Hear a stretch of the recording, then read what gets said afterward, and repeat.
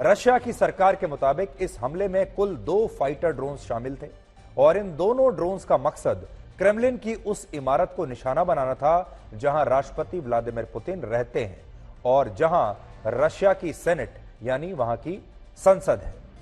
अब तक हमें जो जानकारी मिली है उसके मुताबिक रशिया के रेडार वॉरफेयर सिस्टम ने इन दोनों ड्रोन्स को तब निशाने पर लिया, तब नष्ट किया जब वो क्रेमलिन परिसर के ऊपर उड़ रहे थे और इस दौरान इन दोनों ड्रोन्स पर स्ट्राइक की गई और इसके बाद ये ब्लास्ट होकर क्रेमलिन की उस इमारत पर क्रैश हो गए जिसमें रशिया की सेनेट यानी वहां की संसद की सभा है, जो वहां की संसद सभा है और सेनेट की इस बिल्डिंग से राष्ट्रपति पुतिन का ग्रैंड क्रेमलिन पैलेस सिर्फ 300 मीटर की दूरी पर है। राष्ट्रपति पुतिन दुनिया के सबसे शक्तिशाली नेताओं में से एक हैं और जिस जगह पर क्रेमलिन पर यह हमला हुआ है वो दुनिया की सबसे सुरक्षित जगहों पर में से एक है। इसलिए पुतिन पर हमला करना या उसकी साजिश रचना अपने आप में एक बहुत बड़ी बात है। आपको याद होगा हाल ही में यूक्रेन की सीमा के पास ब्लैक सी पर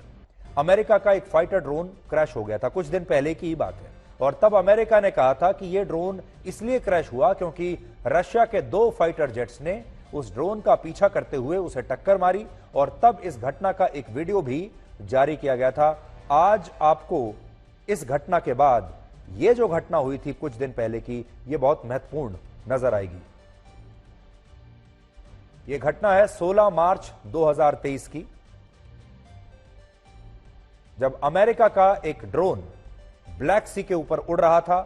और रशिया के 2 फाइटर जेट्स ने इसे गिरा दिया था। एक थ्योरी तो यह है कि वाकई में यूक्रेन ने ही रशिया के राष्ट्रपति व्लादिमीर पुतिन की हत्या करने की साजिश रची होगी। यह कोशिश उन्होंने ही की है और इसके लिए इन 2 फाइटर ड्रोन्स को लॉन्च किया गया और यूक्रेन के पास ऐसा करने की कई वजह मौजूद है। जैसे रशिया उसके 30% क्षेत्रफल को अपने नियंत्रण में ले चुका है और रशिया ने यूक्रेन को युद्ध की आग में झोंका हुआ है आजकल और यूक्रेन पिछले 434 दिनों से रशिया के खिलाफ यह युद्ध लड़ रहा है जिसमें यूक्रेन का सब कुछ दांव पर लगा हुआ है। इसलिए हो सकता है कि उसने अब आखिर में पुतिन को मारने की साजिश रची हो ताकि वो इस युद्ध को जीत सके।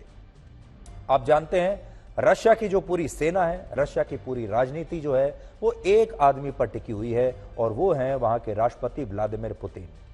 और इस तरह का जब युद्ध होता है उसमें अगर आप इतनी बड़ी सेना के कमांडर को अगर मार दें यानी व्लादिमीर पुतिन को अगर आप एलिमिनेट कर देते हैं तो रशिया अचानक से कमजोर हो जाएगा, रशिया अचानक से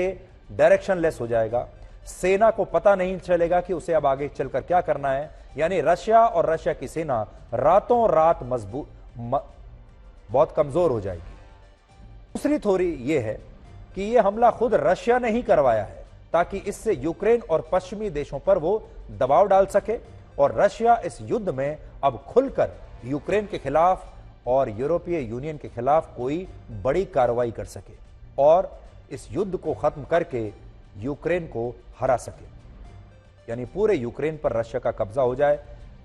कुछ दिन पहले आपको याद होगा ऐसी खबरें आई थी कि यूक्रेन के पास युद्ध के लिए अब बहुत ही कम हथियार बचे हैं, ये कुछ दिन पहले की खबर थी। दूसरी तरफ रशिया यह जानता है कि अब यूक्रेन की आखिरी सांसें चल रही हैं, यह ऐसा समय है जब पूरी ताकत से यूक्रेन पर हमला बोल देना चाहिए, लेकिन हमला करें कैसे, यूरोपीय यूनियन पर कार्रवाई करें कैसे, कोई ना कोई बहाना तो होना चाहिए। और बहाना क्या हो सकता है? बहाना बहुत गंभीर होना चाहिए, बहाना बहुत बड़ा होना चाहिए और इससे बड़ा बहाना क्या हो सकता है कि खुद पुतिन की जान खतरे में आ गई और पुतिन पर हमले की कोशिश की गई है। इसलिए हो सकता है कि यह दूसरी थ्योरी भी सही हो। क्रेमलिन की पूरी कहानी बताते हैं। क्रेमलिन मॉस्को में वो जगह है जहां से पूरे रशिया को संचालित किया जाता है और यहां पर कुल मिलाकर 15 बिल्डिंग्स हैं, 20 टावर हैं और इस क्रेमलिन परिसर के चारों तरफ 21 फीट चौड़ी एक 2.5 किलोमीटर लंबी दीवार है जो क्रेमलिन को सुरक्षित रखती है और क्रेमलिन से ही रशिया की सेनेट यानी वहां की संसद भी चलती है, यानी संसद भी यही है, रशिया के राष्ट्रपति का घर भी यही है, उनका दफ्तर भी यही है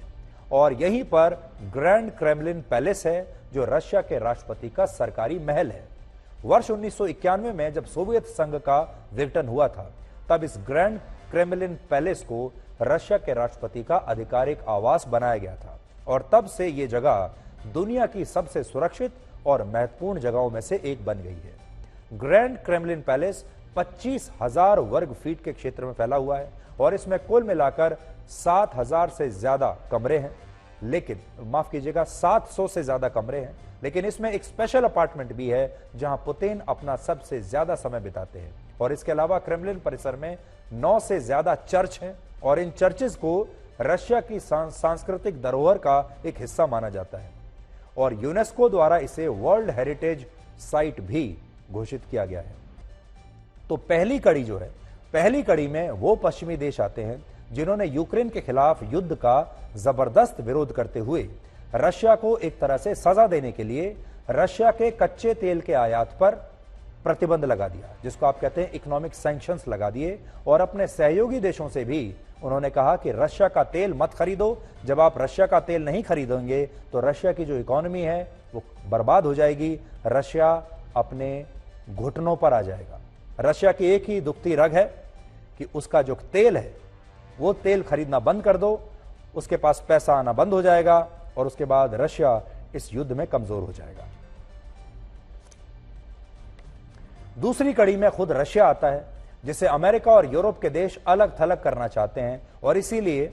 उन्होंने रशिया पर कई तरह के कड़े आर्थिक प्रतिबंध लगा दिए। और तीसरी कड़ी में हमारा देश भारत है, जो पश्चिमी देशों के प्रतिबंध के बावजूद सस्ती दरों पर रशिया से कच्चा तेल लगातार खरीद रहा है और इसके लिए पश्चिमी देश लगातार भारत की आलोचना करते हैं कि हमने रशिया को कमजोर करने के लिए ये आर्थिक सैंक्शन लगाए, प्रतिबंध लगाए और भारत ने रशिया से दोस्ती कर ली और भारत उससे कच्चा तेल खरीद रहा है। ये धोखा है, ये चीटिंग है। अमेरिका, ब्रिटेन और जर्मनी समेत यूरोप के लगभग सभी देश ये कह चुके हैं कि भारत द्वारा रशिया से कच्चे तेल का आयात करना नैतिक रूप से गलत है और इतिहास इस बात को कभी भूलेगा नहीं, इतिहास कभी भारत को माफ नहीं करेगा।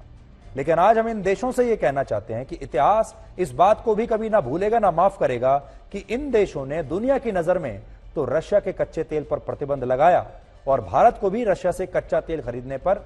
रोकने की कोशिश की। लेकिन सच्चाई यह है कि ये तमाम देश आज भी रशिया का कच्चा तेल खरीद रहे हैं। फर्क सिर्फ इतना है कि अब यह कच्चा तेल रशिया से सीधे यूरोप नहीं पहुंच रहा, बल्कि यह अब भारत के जरिए यूरोप और अमेरिका पहुंच रहा है और इन देशों को इससे अब कोई आपत्ति नहीं। यानी जो देश भारत को पहले रोक रहे थे कि रशिया से तेल मत खरीदो, अब जब उनके पास खुद तेल की कमी हो गई तो वो उसी तेल को अब भारत से खरीद रहे हैं। रशिया का जो तेल भारत ला रहा है अपने यहां, अब ये सारे देश उसी तेल को भारत से खरीद रहे हैं। एक सरल शब्दों में कहें तो भारत पहले रशिया से कच्चा तेल खरीदता है, फिर हमारे देश की अलग अलग रिफाइनरीज इस तेल को रिफाइन करके पेट्रोल, डीजल और जेट फ्यूल जैसे अलग अलग प्रोडक्ट्स बनाती हैं और बाद में यही प्रोडक्ट्स अमेरिका और यूरोप के देश हमसे खरीद लेते हैं। और इनमें भी दो पेट्रोलियम प्रोडक्ट्स बहुत अहम हैं,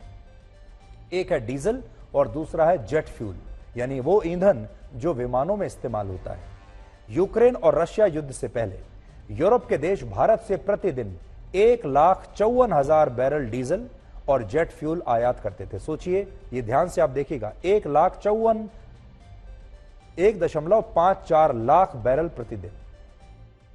ये खरीदते थे पहले। लेकिन इस साल 5 फरवरी को जब इन देशों ने रशिया से कच्चे तेल के आयात पर प्रतिबंध लगाया तो यही इंपोर्ट अब 2 लाख बैरल प्रतिदिन तक पहुंच गया है भारत से। यानी यूरोप के देश भारत से अब प्रतिदिन लगभग 50,000 बैरल डीजल और जेट फ्यूल ज्यादा खरीद रहे हैं और एक तरह से रशिया का ही ये कच्चा तेल